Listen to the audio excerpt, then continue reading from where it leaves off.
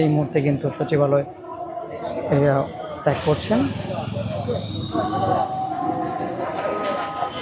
এবং বিভিন্ন দলীয় যেই নেতাকর্মীরা রয়েছেন তারাও কিন্তু একই সঙ্গে সচিবালয় এলাকাটি ত্যাগ করছেন।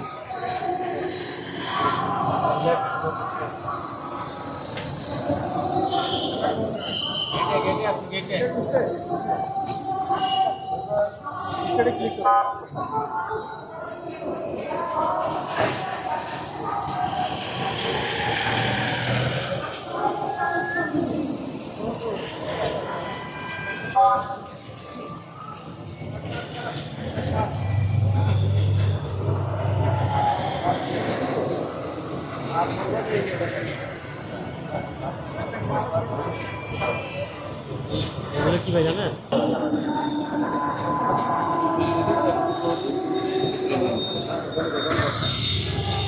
দর্শক, আমরা এই মুহূর্তে অবস্থান করছি সচিবালয়ের যেই ফটকটি রয়েছে সেখানে। আপনারা দেখছেন, আপনারা জেনে থাকবেন যে কিছুক্ষণ আগেই কিন্তু জুনাই সনদ পাঠ করেছেন প্রধান উপদেষ্টা এবং তার যেই গাড়ি বহরটি এই মুহূর্তে কিন্তু বের হয়ে যাচ্ছে সচিবালয় ভবন প্রাঙ্গণ থেকে।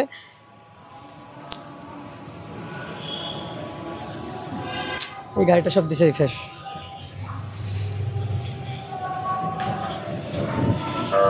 দর্শক, আপনারা দেখছেন আসলে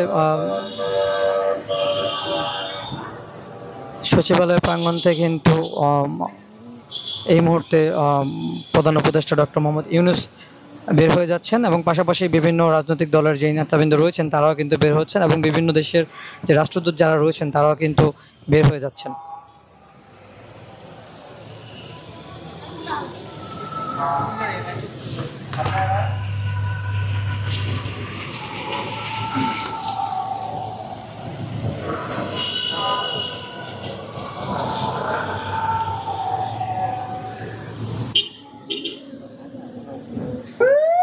দর্শক, এই মুহূর্তে কিন্তু ডক্টর মোহাম্মদ ইউনূস সাহেবের যে গাড়ি ভর্তি রয়েছে সেটি কিন্তু বের হয়ে যাচ্ছেন।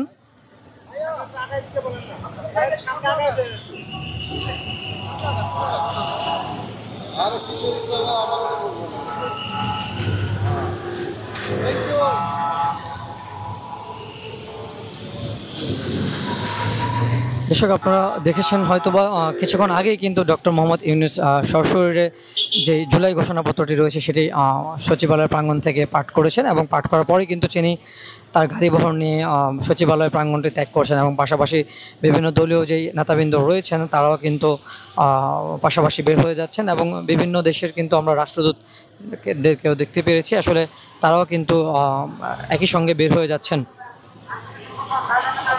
এই প্রোটোকলকে কেন্দ্র করে কিন্তু এই কর্মসূচিকে কেন্দ্র করে কিন্তু আমরা দেখতে পেরেছি সচিবালয়ের যে গেটটি রয়েছে সেখানে কিন্তু প্রচুর পরিমাণে আইনশৃঙ্খলা বাহিনী মোতায়েন করা হয়েছে এবং পুলিশের পাশাপাশি কিন্তু আমরা বিজিবি, সেনাবাহিনী এবং স্পেশাল টাস্ক ফোর্স কিন্তু আমরা দেখতে পেরেছি।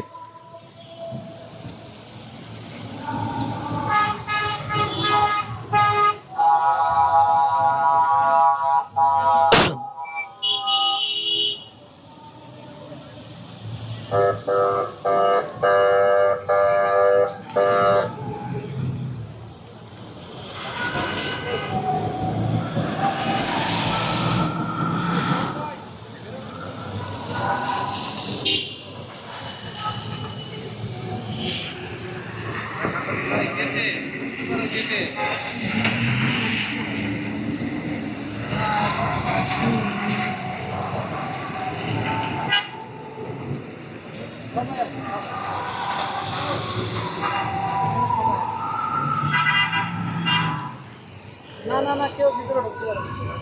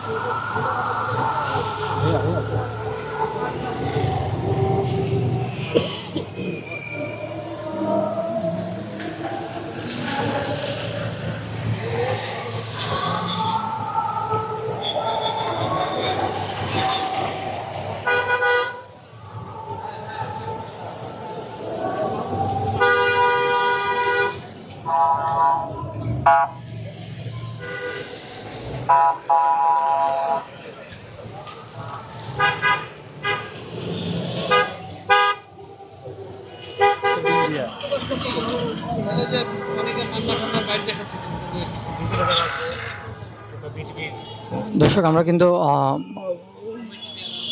উপদেষ্টার গাড়ি বহরের পাশাপাশি বিভিন্ন দলীয় নেতাকর্মীদের গাড়ি বহর দেখছি এবং পাশাপাশি কিন্তু বিভিন্ন দেশের যে রাষ্ট্রদূত যারা রয়েছেন তাদেরও কিন্তু গাড়ি বহর দেখছি।